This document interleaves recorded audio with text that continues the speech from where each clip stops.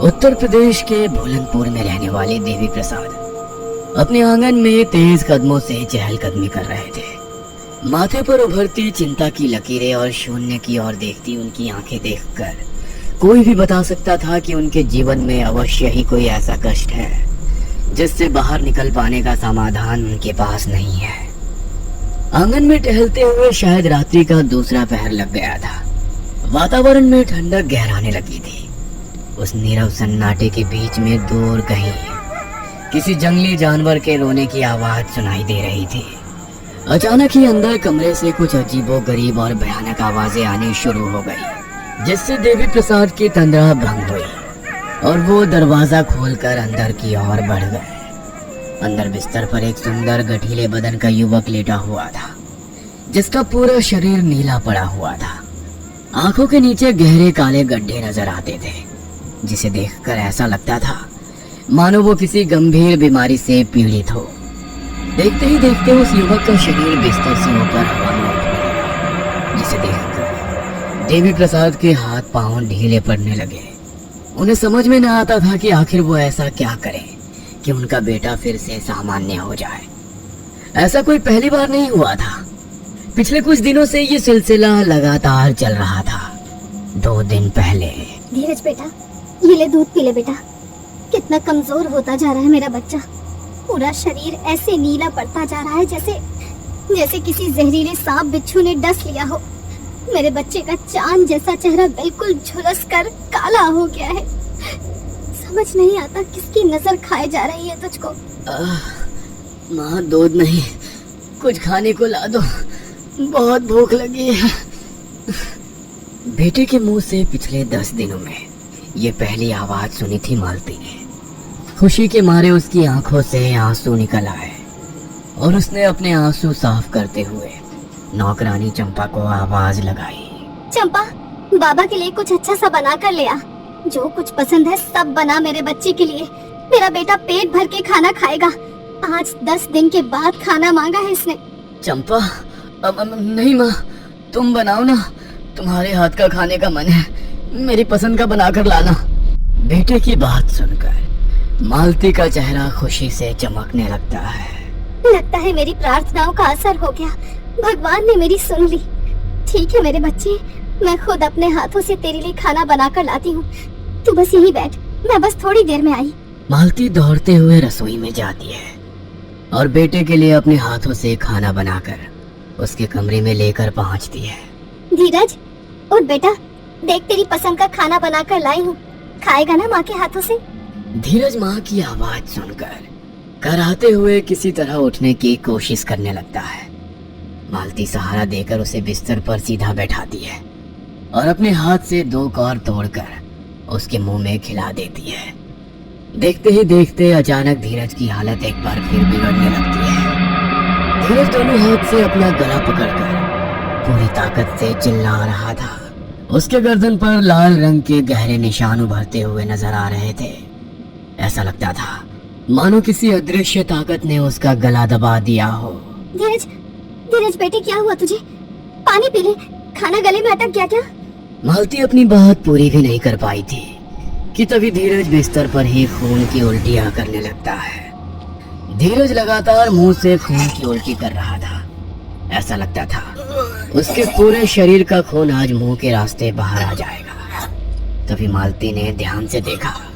धीरज की उल्टी में लोहे की बड़ी बड़ी कीलें, कुछ सिक्के और साबुत लौंग निकल रही थी। बेटे को ऐसी हालत में देख मालती बुरी तरह घबरा जाती है और दौड़ते हुए अपने पति को बुलाने के लिए जाती है। कुछ देर के बाद देवी प्रसाद और मालती कमरे के दरवाजे पर खड़े थे और धीरज कमरे से नदारद था। अरे, तुम तो कह रही थी कि धीरज की हालत इतनी खराब है कि वो लगातार खून की उल्टियां कर रहा है, तो फिर ऐसी हालत में अचानक कहाँ चला गया वो? मैं कहता हूँ तुम उसे अकेला छोड़कर कमरे से बाहर क्यों आई? मैं क्या करती, मुझे कुछ समझ में नहीं आ रहा था। मैंने कई बार मदद के लिए आपको आवाज लगाई, लेकिन आप तक मेरी आवाज पहुँची ही नहीं। मैं अपने बेटे को इस तरह से नहीं देख सकती थी, इसीलिए आपको बुलाने के लिए चली आई।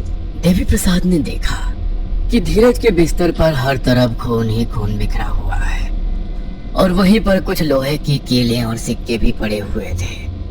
देवी प्रसाद इतना तो समझ गया था कि मालती ने जो कुछ भी कहा वो झूठ नहीं है, बल्कि 100% सच था। लेकिन अब प्रश्न ये था कि आखिर धीरज कमरे से अचानक चला कहाँ गया। ये देखिए, ये खून कहाँ से बहकर आ रहा है? देवी प्रसाद बहते हुए खून के पीछे पीछे जाते हैं और कमरे में लगी लकड़ी की अलमारी का दरवाजा खोल देते हैं। दरवाजे के अंदर उनका बेटा धीरज एक कोने में सिमटा हुआ बैठा था। बिस्तर पर पड़ी कीलों में से एक कील उसने अपनी कलाई में फंसा रखी थी और इस जख्म से बहकर ही खून अलमारी से बाहर तक आ रहा था। बेटे की कलाई से बहते खून को देखकर मालती पछाड़ खाकर वहीं गिर पड़ती है। देवी प्रसाद के लिए इस समय अपने बेटे और पत्नी दोनों को संभालना जरूरी था, इसलिए आनन फानन में वो अपने नौकरों को आवाज लगाता है और कमरे की सफाई करने के बाद बेटे धीरज को बिस्तर पर लिटा देता है। कुछ देर में डॉक्टर आकर धीरज के जख्मों पर पट्टी बांध देते हैं। देखिए, मेरा सुझाव यही है कि आप अपने बेटे को अस्पताल में भर्ती करवा दीजिए। उसकी मानसिक हालत मुझे कुछ ठीक नहीं लगती। इस समय घर पर रहना आपके बेटे के लिए खतरे से खाली नहीं है, लेकिन आप उसका इलाज घर में रहकर ही करवाना चाहते हैं तो ठीक है, ये आपकी मर्जी है। किंतु अब आपको अपने बेटे पर कड़ी नजर रखनी होगी। पिछले कई दिनों से उनके बेटे धीरज का यही हाल था। पूरा दिन वो अपने कमरे में बेहोशी की हालत में पड़ा रहता। कुछ देर के लिए उसे होश आता भी तो उसकी हालत ऐसी हो जाती कि उसे इस तरह से देख पाना देवी प्रसाद और उसकी पत्नी मालती के लिए बहुत कठिन हो जाता। मैं कहती हूँ, आखिर कब तक ऐसे ही अपने बेटे को तिल तिल करके मरता हुआ देखते रहेंगे आप? अरे कहीं शहर ले जाकर ढंग के डॉक्टर को क्यों नहीं दिखा देते इसे? तुम्हें क्या लगता है मालती, मुझे अपने इकलौते बेटे की चिंता नहीं है? अरे इसकी चिंता में पल पल जान जा रही है मेरी। जिस दिन से इसकी हालत ऐसी हुई है, एक निवाला भी सुकून से नहीं खाया है मैंने। न रात में नींद आती है, न किसी काम में मन लगता है। बस हर पल यही चिंता सताती रहती है कि पता नहीं हमारे बच्चे को किसकी नजर लग गई। अरे सिर्फ चिंता करने से तो ये ठीक नहीं होगा ना, कुछ तो करना ही पड़ेगा। तू ही बता मालती, अरे मैं करूँ तो आखिर क्या करूँ? आज तक दर्जनों डॉक्टरों को तो मैंने धीरज को दिखाया ही होगा ना। क्या कोई भी डॉक्टर इसकी बीमारी का पता लगा पाया? गांव शहर पास के हर डॉक्टर को हाथ पैर जोड़कर मैं अपने दरवाजे तक लेकर आया, इसी उम्मीद में कि आज नहीं तो कल मेरे बेटे की समस्या का हल कोई ना कोई डॉक्टर जरूर निकालेगा। लेकिन मैं क्या करूं मालती, ऐसा लगता है हमारे भाग्य में औलाद होकर भी औलाद का सुख लिखा ही नहीं है। पहले वो सब हुआ और अब हमें ये दिन देखने पड़ रहे हैं। पूरे गांव में खबर फैल गई है कि धीरज के ऊपर किसी भूत प्रेत का साया है, और जैसी इसकी हालत है इस बात से इनकार भी तो नहीं कर सकते ना जी। गांव का कोई भी आदमी इसके करीब भी आना नहीं चाहता। गांव के लोगों से क्या शिकायत करें, जिनका हमने सारा जीवन सुख दुख हर परिस्थिति में साथ निभाया। जब वही मुड़कर हमारी ओर नहीं देख रहे तो किसी और से क्या उम्मीद की जा सकती है? अपने बेटे की ऐसी हालत देखकर मुझे इतना तो समझ में आ गया है कि इस दुनिया में कोई अपना नहीं। मुसीबत आने पर सबसे पहले वही लोग साथ छोड़कर भाग जाते हैं जिनके ऊपर हम खुद से भी ज्यादा भरोसा करते हैं। तुम चिंता मत करो मालती, मैं अपना सब कुछ दांव पर लगा दूंगा, लेकिन अपने बेटे को कुछ नहीं होने दूंगा। तंत्र मंत्र काला जादू योगिनी महायोगिनी जिस भी शक्ति की जरूरत पड़ेगी मैं सब कुछ लेकर आऊंगा तेरे बेटे के लिए, लेकिन अपने बेटे को खुद से दूर नहीं जाने दूंगा। देवी प्रसाद गांव के धनाढ्य लोगों के परिवार से था।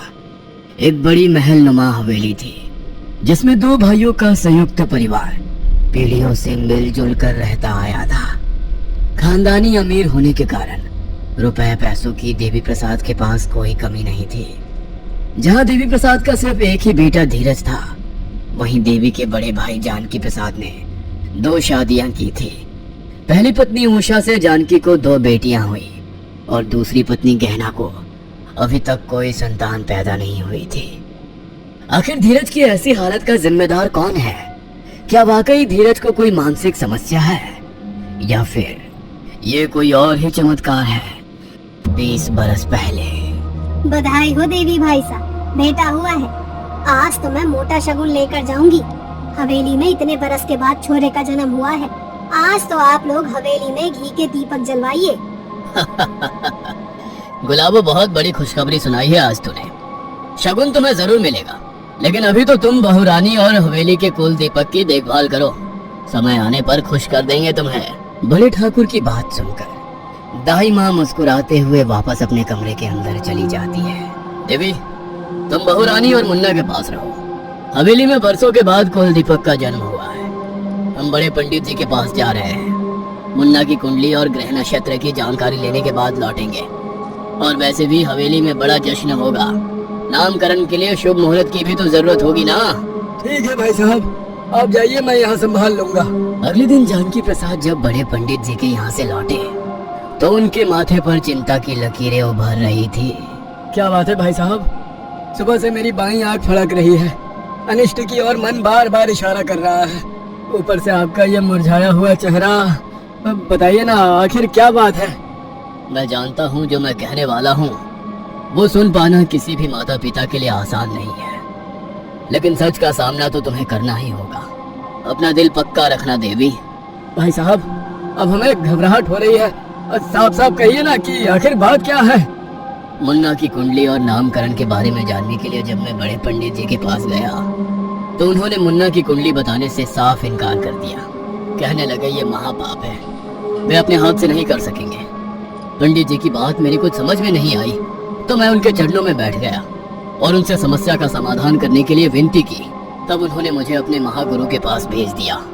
आपके घर में पुत्र के विषय में बताने से हमारे शिष्य ने इसलिए इनकार कर दिया क्योंकि आपके पुत्र की कुंडली में नक्षत्र का कुछ ऐसा योग बन रहा है जो कि कई हजार बच्चों में किसी एक कुंडली में ही नजर आता है। गुरुजी, रिश्ते में तो मैं बड़ा हूँ, किंतु पुत्र के मोह में एक के बाद एक मेरी पत्नी ने 3 पुत्रियों को जन्म दे दिया। हमने तो पुत्र प्राप्ति की आशा ही छोड़ दी थी, किंतु कहते हैं ना, भगवान के घर में देर है अंधेर नहीं। और ठीक उसी समय मेरे छोटे भाई की पत्नी को ब्याह के 10 वर्षों के बाद बेटा पैदा हुआ। इस बच्चे से हमें इतना मोह है कि उसकी जन्म कुंडली लेने के लिए हम स्वयं आपके पास आए हैं। जो भी बात है खुलकर बताइए गुरुजी, और यदि कोई समस्या है तो उसका समाधान भी खोजिए। इस बच्चे के अच्छे स्वास्थ्य और लंबे जीवन के लिए हम कुछ भी करने को तैयार हैं। कुछ भी दांव पर लगाने के लिए हम एक पल के लिए भी नहीं सोचेंगे। तो फिर सुनिए, आपके घर जन्म लेने वाला ये बच्चा अल्प आयु है। इसकी आयु बहुत ही कम है। मात्र 14 वर्ष की उम्र में ही यह भगवान को प्यारा हो जाएगा। इसीलिए वो इस बच्चे की कुंडली को बताना नहीं चाहता था। समस्या है तो समाधान भी होगा गुरुजी। आप बताइए ना, हम क्या करें? आप महाज्ञानी हैं, आपके ज्ञान पर हमें पूरा भरोसा है। अपने पुत्र की लंबी आयु चाहते हो तो उसका एक ही उपाय है, और वो ये कि इस बच्चे को अपने घर परिवार, माता पिता, भाई बहन सबसे दूर रहना होगा। और दूसरी बात, इसके माता पिता ने अगर दूसरी संतान को जन्म दिया तो तत्काल है इसकी असमय मृत्यु हो जाएगी। ये आप कैसी बातें कर रहे हैं भैया? हम दूसरी संतान को जन्म ना दें, इस बात में मुझे कोई ऐतराज नहीं, लेकिन एक नन्हे से बच्चे अपने जिगर के टुकड़े को खुद से दूर कैसे कर दूं? इस बच्चे को अपनी माँ की जरूरत है। अरे बावली हो जाएगी इसकी माँ। पिछले 10 साल में कौन सी मंदिर में जाकर माथा नहीं टेका होगा उसने इस बच्चे का मुंह देखने के लिए। और आज जब वो घड़ी आई है कि वो अपनी औलाद को अपनी गोद में खिला सके, तो आप कहते हैं कि इस नन्हे से बच्चे को अपनी आंखों से दूर कर दे। मैं समझता हूँ, किंतु गुरुजी के बात को टालना मतलब मुन्ना के जीवन के साथ खिलवाड़ करना। और अगर गुरुजी की बात सच निकल गई तो हम क्या करेंगे? मुन्ना के बारे में इस तरह की बात सोचकर ही मेरा तो दिल दहल रहा है। मैं मुन्ना की माँ हूँ। मैं तो बस यही चाहती हूँ कि मेरा बच्चा जहाँ रहे स्वस्थ रहे। उसका जीवन बचाने के लिए मैं कुछ भी करने को तैयार हूँ। ठीक है, अगर उसका जीवन बचाने का यही तरीका है तो यही सही। मैं अपने बेटे का त्याग करने के लिए तैयार हूँ। बड़े भाई की बात पर यकीन करके देवी प्रसाद अपने इकलौते बेटे को खुद से दूर करने के लिए तैयार हो जाता है। नन्हे से शिशु को खुद से दूर करने के बारे में सोचकर भी सिहर रही हूँ। आखिर कहाँ रहेगा मेरा बच्चा? कौन देखभाल करेगा इसकी? तुम चिंता मत करो, भाई साहब ने पूरी व्यवस्था कर दी है। कुछ समय पहले भाई साहब ने गांव से दूर एक हवेली खरीदी थी। हमारे मुन्ना का पालन पोषण अब उसी हवेली में होगा, जहां वो अपने पूरे परिवार की दृष्टि से दूर रहेगा। 18 बरस का होने के बाद उसके जीवन पर कोई संकट नहीं रहेगा। उसके बाद हम धूमधाम से अपने बेटे को वापस इस हवेली में लेकर आएंगे। अपने बेटे के जीवन के लिए हमें अपने दिल पर पत्थर रखकर उसे अपनी नजरों से दूर करना होगा। फिक्र मत करना, तुम्हारे बेटे की परवरिश में किसी तरह की कमी नहीं आने देंगे हम। उसके भोजन, लालन पोषण, खेलकूद, हर गतिविधि के लिए पूरा इंतजाम हवेली में किया जाएगा। बस उसे हवेली की 4 दीवारी से बाहर नहीं आना है। ईश्वर ने चाहा तो हमारा बेटा इस कठिन तपस्या को करने के बाद हीरे की तरह निखर कर सबके सामने आएगा। हिम्मत रखना, 18 बरस का ये समय कब बीत जाएगा हमें पता भी नहीं चलेगा। देवी प्रसाद और उसकी पत्नी ने अपना कलेजा पक्का कर लिया था।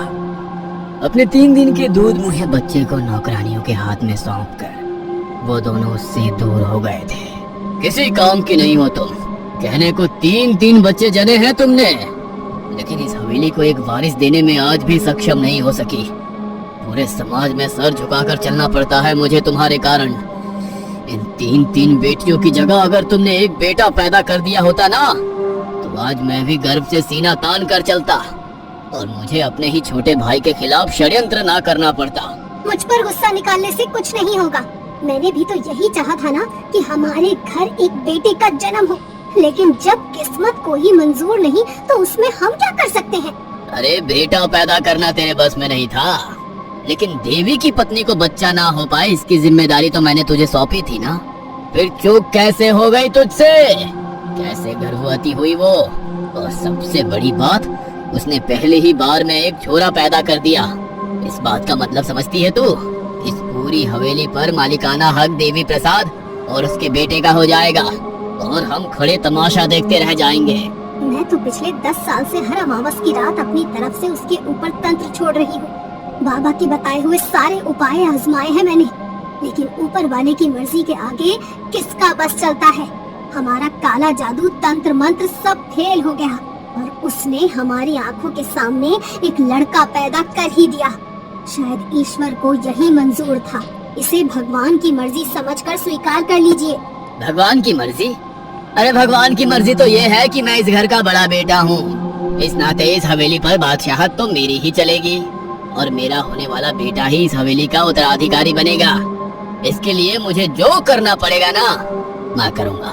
कहीं ऐसा तो नहीं कि आपने गुरुजी के नाम से जो कहानी देवी और छोटी को सुनाई है वो सब आपका रचा एक षड्यंत्र है? ठीक पहचाना तुमने। हाँ, किसी कुल गुरु से मिलने नहीं गया था मैं, बल्कि आने वाले 18 सालों के लिए एक नए षड्यंत्र की रचना करने गया था। इस बार मैंने ऐसा चक्रव्यूह रचा है ना कि इसमें फंसकर इस अभिमन्यु को मरना ही होगा। लेकिन आप करने क्या वाले हो? और अगर देवर जी को इस बारे में पता चल गया तो क्या करेंगे? अरे महामूर्ख है वो देवी, कुछ पता नहीं चलने वाला उसे। आंख बंद करके मुझ पर भरोसा करता है वो। मेरा कहा हुआ वचन उसके लिए पत्थर की लकीर के समान है। उसके मन में शक कभी आ ही नहीं सकता कि उसका खुद का सगा भाई उसकी वंश बेल को काटने का प्रयास कर रहा है। तो क्या ये सब सही है? आपको ये सब गलत नहीं लगता? मैं तो कहती हूँ छोड़िए ना ये। जानकी प्रसाद की जिद थी कि इस हवेली में राज उसका खून ही करेगा, इसलिए पत्नी की सेहत की परवाह किए बगैर एक बार फिर से बेटे की उम्मीद में वो दोनों कोशिश करते हैं। वैद, तांत्रिक, ज्योतिष सभी गणनाओं का ध्यान रखने के बाद भी चौथी बार फिर से जानकी की पत्नी एक बेटी को ही जन्म देती है, लेकिन इस बार उसकी बेटी के पैदा होते ही उसकी मौत हो जाती है। ठाकुर साहब, बड़ी ठकुराइन बहुत कमजोर हो गई हैं और अब उनके शरीर में बच्चा जनने की ताकत नहीं बची है। अब रहने दीजिए, कहीं ऐसा ना हो कि अगली बार बच्चे की जगह ठकुराइन ही ना बचे। दाई की बात सुनकर ठाकुर बहुत निराश हो गया था। अगले कुछ बरस उसने इसी गम में बिताए कि अब उसके घर में कोई दीपक जलाने वाला कभी नहीं आएगा। लेकिन फिर एक दिन ठाकुर ने इस समस्या का एक उपाय ढूंढ निकाला। आखिर क्या है वो उपाय? लालच, नफरत और धोखे से बनी इस कहानी में अब क्या मोड़ आएगा? जानने के लिए कहानी का अगला भाग देखना ना भूलें। ये कहानी आपको अच्छी लगी हो तो लाइक, कमेंट और चैनल को सब्सक्राइब करना ना भूलें। देवी प्रसाद के बेटे को षड्यंत्र रचकर जानकी ने हवेली से तो दूर कर दिया था, लेकिन प्रश्न तो अभी वही था कि उसकी पत्नी को सिर्फ बेटियां ही पैदा हो रही थी। 4 बरस के लंबे इंतजार के बाद उषा को संतान पैदा तो हुई, लेकिन शारीरिक कमजोरी होने के कारण उषा को एक मरी हुई बच्ची पैदा होती है। अब तो दाई माँ ने भी साफ मना कर दिया था कि उसकी पत्नी के शरीर में एक और बच्चा पैदा करने का समर्थ नहीं बचा है। अगले तकरीबन 5 साल ऐसे ही बीत जाते हैं। फिर एक दिन जानकी प्रसाद की नजर एक सुंदर रूपवती कन्या गहना की ओर जाती है। गहना हवेली में जानकी की पत्नी की देखभाल करने के लिए आई थी, लेकिन 18 बरस की सुंदर मनमोहिनी सी गहना ने कब जानकी प्रसाद को अपने मुंह में बांध दिया, हवेली में कोई जान नहीं पाया था। एक और जानकी के मन में एक बेटा पाने की आस थी, और दूसरी ओर इस समय गहना का उसके जीवन में आना। जानकी को यह ईश्वर का दिया हुआ संकेत समझ में आ रहा था। देखो, हवेली में तुम्हारा जो स्थान पहले था आगे भी वही रहेगा, लेकिन मुझे इस हवेली के लिए एक वारिस की जरूरत है, और सच तो ये है कि वो वारिस मुझे तुमसे नहीं मिल सकता। देवी का बेटा 11 साल का हो गया है, कुछ सालों की बात है, उसके बाद वो वापस हवेली में लौट आएगा। मेरी बरसों की मेहनत बर्बाद हो जाएगी, इसलिए मैंने दूसरा ब्याह करने का निर्णय लिया है। गहना भी ब्याह के लिए तैयार है, तू भी खुशी खुशी इस ब्याह के लिए मान जाएगी तो अच्छा होगा, वरना मजबूरन मुझे तुझको तलाक देकर दूसरा ब्याह करना होगा। जानकी की बात सुनकर बड़ी ठाकुराइन भीतर तक कांप गई थी। कैसी बात कर रहे हैं जी आप? अरे अपनी बेटियों के बारे में तो सोचिए। बेटे के मुंह में इतने अंधे हो गए हैं कि अपनी जनी बेटियों की भी कोई फिक्र ना है आपको। बेटियां जवान हो रही हैं आपकी, उनके सामने अपने से आधी उम्र की लड़की को अपनी दूसरी औरत बनाकर घर में बैठाएंगे आप? क्या असर पड़ेगा बच्चियों पर? बच्चियों को भी समझ में आना जरूरी है कि इस समाज में एक बेटे का रुतबा क्या होता है, और मैं कोई गलत काम नहीं कर रहा। पूरे रीति रिवाज के साथ दुल्हन बनाकर घर में लाऊंगा उसे। अपने वंश को आगे बढ़ते देखने में गलत ही क्या है? जानकी की पत्नी ने पति को समझाने की बहुत कोशिश की, लेकिन जानकी के सर पर तो इस समय एक वारिस पाने का ऐसा जुनून सवार था कि उसे उसके आगे सही गलत धर्म कुछ दिखाई नहीं दे रहा था।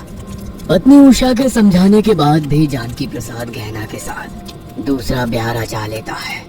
इधर उषा की हालत फन कुचली नागिन की तरह हो गई थी। तुम्हारे अहम को तुष्ट करने के लिए मैंने सही गलत सोचे बिना हर परिस्थिति में तुम्हारा साथ दिया। इतने बरसों के त्याग, प्रेम और समर्पण का ये सिला दिया आपने कि आज इस घर में सौतन लाकर मेरे सर पर बैठा दी। मैं भी सौगंध लेती हूँ कि जिस पुत्र के मुंह में आपने मेरा तिरस्कार किया है ना, वो पुत्र इस जन्म में तो आपको नहीं मिलेगा। उषा इस समय मानो खून के आंसू रो रही थी। अपने जख्मों पर मरहम रखने के लिए वो एक बार फिर काला जादू करने वाले उन्हीं अघोरी बाबा के पास पहुंच जाती है, जिनकी मदद से उसने पिछले 10 सालों तक अपनी देवरानी को संतान सुख से वंचित रखा था। बाबा, मेरे पति ने बेटे के मुंह में दूसरा ब्याह कर लिया है।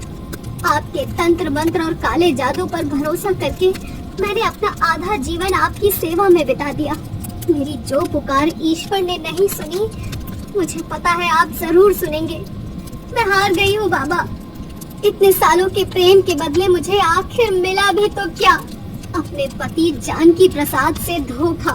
ठीक है, आपके तंत्र ने मुझे एक बेटे की माँ तो नहीं बनाया, लेकिन आप कुछ ऐसा करिए कि वो गहना भी ठाकुर साहब के बच्चे को जन्म ना दे, क्योंकि अगर उसने सच में एक बेटा ठाकुर साहब को दे दिया तो इस हवेली में मेरी कीमत दरवाजे पर खड़े पालतू कुत्ते के समान हो जाएगी। तेरा कष्ट मैं समझता हूँ। मैं मानता हूँ तेरे तंत्र में कुछ तो चूक हुई, जिसके कारण तेरी देवरानी को पुत्र प्राप्त हो गया, लेकिन इस बार कोई चूक नहीं होगी। यह शमशान भूमि में तंत्र क्रिया करने के बाद जलते मुर्दे से ली गई राख है। मैं इस राख पर मंत्र पढ़ कर दूंगा। तुझे बस ये राख किसी तरह अपने पति को पिलानी है। उसके बाद चाहे जो हो जाए, तेरे पति को संतान नहीं हो सकेगी। बाबा की बात सुनकर उषा के चेहरे पर चमक आ गई थी। उसी रात उसने जानकी को बाबा की दी हुई राख दूध में घोलकर पिला दी। साल दर साल बीतते गए, लेकिन जानकी के हाथ सिर्फ और सिर्फ निराशा ही लगी। खुद से आधी उम्र की लड़की से शादी करने के बाद भी उसे एक बेटे का बाप बनने का सुख नहीं मिल पाया था, बल्कि गहना से तो उसे कोई संतान ही पैदा नहीं हुई थी। समय बीता और देवी प्रसाद के बेटे धीरज के वापस हवेली में लौटने का समय नजदीक आ गया था। मालती और देवी प्रसाद तो खुशी से बावले ही हुए जा रहे थे। पूरी हवेली के कोने कोने को दिए से रोशन कर दिया था उन्होंने। पिछले 18 साल की तड़प मालती और देवी की आंखों से आंसू बनकर बह रही थी। ढोल बाजे और धूमधाम के साथ देवी और मालती अपने बेटे को वापस हवेली में लेकर आते हैं।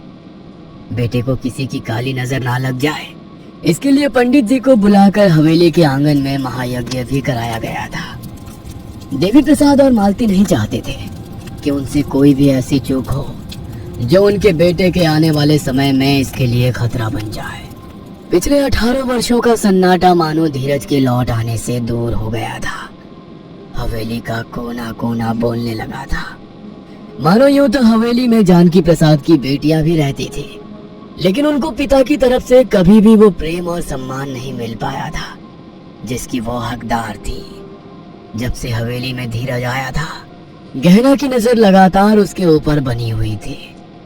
पिछले 18 सालों में वापस दोनों नौकरानी जो दाई बनकर धीरज के साथ गई थी, उन्होंने बहुत अच्छी परवरिश की थी धीरज की। उसका लंबा चौड़ा गठीला बदन देखकर लगता ही नहीं था कि अभी उसकी आयु सिर्फ 18 बरस है।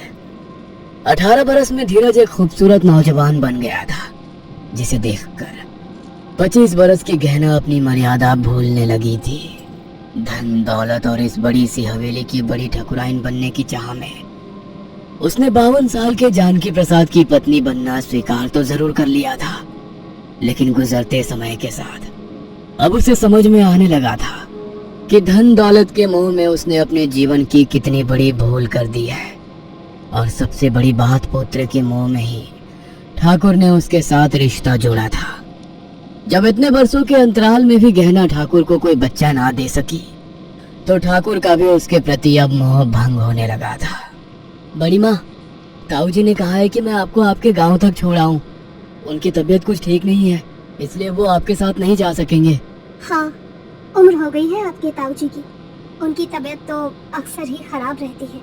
चलो इस बार उनकी तबीयत खराब होने का हमें कुछ तो फायदा मिला। मैं कुछ समझा नहीं बड़ी माँ। बड़ी माँ मत कहा करिए हमें। आपसे उम्र में इतने भी बड़े नहीं हैं। हमें तो आप अपना हम उम्र दोस्त समझिए। अब इस इतनी बड़ी हवेली में एक आप ही तो हैं जो हमें अपने हम उम्र हम दर्द नजर आते हैं।